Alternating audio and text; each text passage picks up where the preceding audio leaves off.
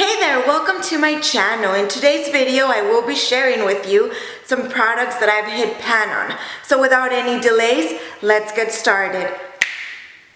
Let's start this video by speaking about powders. And the first powder that I will be sharing with you that I've hit pan on is the Rimmel Stay Matte Long Lasting Press Powder. And here you have the powder. The shade I got is transparent, and this powder is meant to mattify your skin.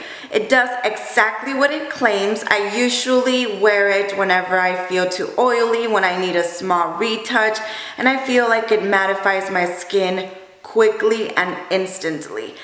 I don't think that it's very long lasting, but it does mattify your skin for a good 6 to 4 hours. It depends on how oily you are. If you are oily, you might want to give this product a try. It's very affordable. I believe it is under $5 at the drugstore. But of course, if you have dry skin, this might not be your favorite powder. The next product is the Maybelline Super Stay Better Skin Transforming Powder. And my shade is 30 Warm Nude. And this is the powder right here.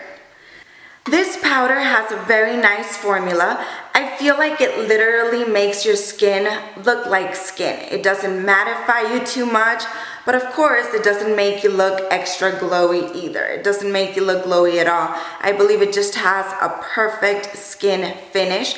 The one problem that I do have with this product is that I cannot find it on my shade. This powder right here is a little too dark for me. I do wish that they expanded this shade range. If they did, I would definitely try to find a shade again that matches me better than this one, because it is a very nice powder. Now I'm going to share my favorite powder with you, and that would be the Maybelline Fit Me Matte and Poreless Powder. My shade is Natural Beige 220, and here is the powder. This has been through war with me, clearly. It is definitely my go-to. I guess it's just enough color for my taste. It is not translucent, but it is not overly pigmented either. I believe that this is just perfect for me. I really like the shade. I am very happy with the way this works. I do believe that it helps my pores look even more hidden. Out of the 3 that I shared with you, I wouldn't repurchase the other 2, but this one I definitely will. If you follow me here on YouTube, you heard me speak about these next 2 products on my last video, and they are the Wet n Wild Mega Glow Contouring Palettes. And I have both shades, Caramel Toffee and Dulce de Leche. As you can see, I've already finished the highlighting shade on Dulce de Leche. This is definitely my favorite bronzer out of these 2. For my taste, this is too warm. It gives me too much of an orangey look. And this one, it's cool enough, but not too cool for me to be able to contour and even bronze with. Because of that, again, this one is my favorite bronzer of the 2. However, when it comes to setting my under eyes, when it comes to the actual highlighting powder, I really enjoy the banana shade on this one. I really like this one too, but whenever I have lighter skin, probably during winter time.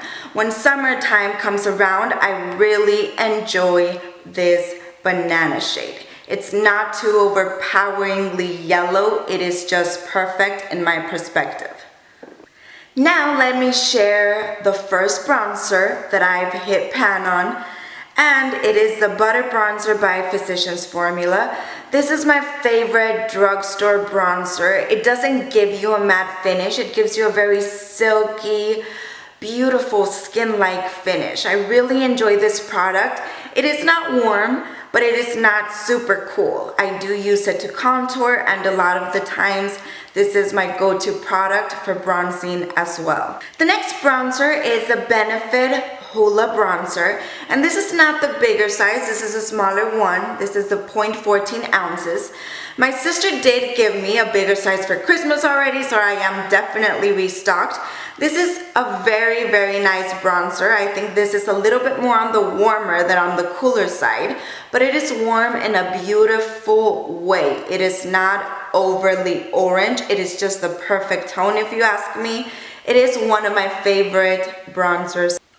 The only blush that I've hit pan on is the MAC Sunbasque blush, and it's this one right here. This product is very beat up. It is definitely one of my favorite blushes. As you've seen, if you've been following me on my channel, I really like brownish terracotta colors, and obviously this fits the description perfectly. It is supposed to be a sheer blush, but I believe that you can beautifully build it up. I am wearing it right now, and again, this is just my go-to blush. If you want any type of lip color, this blush won't let you down. It goes pretty much with everything. I like this for natural days, heavy eye makeup days. I really enjoy this blush as a whole. It is very well rounded, one of my favorite blushes. Again, the only one I've hit pan on. Now let's speak eyeshadow, and the first palette that I've hit pan on, not every color, but the red ochre color, is the Anastasia Beverly Hills Modern Renaissance palette. And again, here's red ochre, there's the pan. This is just my favorite palette. I really gravitated towards reddish browns, purplish browns, warm browns, and this is definitely the case for this color. It is a red brick color. I am wearing it on my eyes right now. This is the only thing I'm wearing on my eyes today, this palette. This is just a beautiful product overall, and again, as you can clearly see, red ochre is definitely one of my go-to shades from this palette. So the Morphe 350 was all the rave once upon a time, and I was one of the people that purchased it. Here's the palette, and as you can see, I've hit pan on several shades. This one, and again, this reddish brown right here. I'm almost hitting pan on this eyeshadow too. This eyeshadow palette just has beautiful, gorgeous colors. For that reason, I keep on picking it up. I am also a believer of using every product that you purchase, and this one I purchased quite a while ago. I do feel like the eyeshadows, some of them, not all of them, can get a little bit powdery, but then again, you do have others that just have a very nice pigmentation. This is definitely a good eyeshadow palette, especially for the price. I do feel like there's other better formulas, like the Anastasia palette that I mentioned is a rocking palette when it comes to formula. I really enjoy that formula as far as pigment, blendability. This is one of the only Morphe palettes that I've tried. The one that came after this one that I really like is a Jaclyn Hill palette. Of course, the formula does change from this slightly. I feel like those do feel creamier when you apply them on the eyes, and again, when you apply some of these eyeshadows, they can feel powdery.